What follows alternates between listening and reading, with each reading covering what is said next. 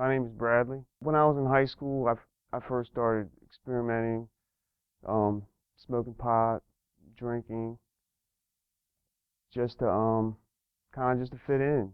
And this is what all the cool people were doing. It was the thing to do. The people I was around, that's what they were doing. And I fell right into that because I was always a follower. I wasn't ever a leader. Um, this My life was just going down and down and down, and I got into a place where people I was around did that, and what I was using just wasn't cutting it anymore. First time I went to Baltimore to buy heroin, it was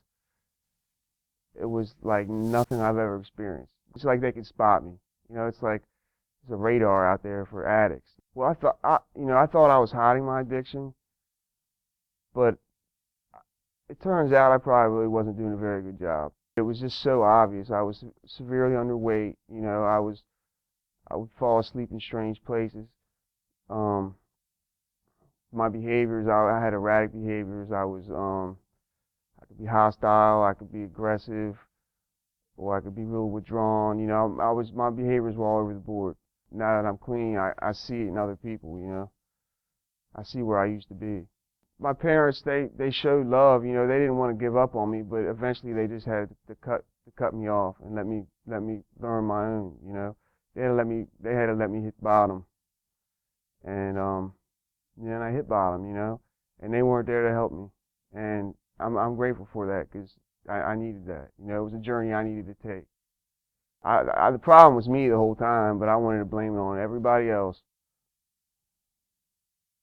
I had given up on myself, and eventually, it caught up with me. The disease caught up with me, and I ended up back in jail. And I went to court, and there was nobody in the courtroom, not a single person, and it was like one of the hardest parts of my life, looking in that courtroom and getting 10 years in prison, and nobody was even there. And that was it. That was my bottom. I knew I had to make some changes, and I had a long journey ahead of me. I was able to get out and get into a long-term treatment, from prison. And it was the people that, were in my life at the time that were real positive and really showed me the way, told me how to do it, and that's really what saved me. I got out of prison and I haven't had to pick up since. Well, what really led to me wanting to change was, the realization that I was living in prison. I was living in a prison of my own making. I was in and out of jail, but I was really behind bars that I built for myself. And that, it is possible. It is possible to recover.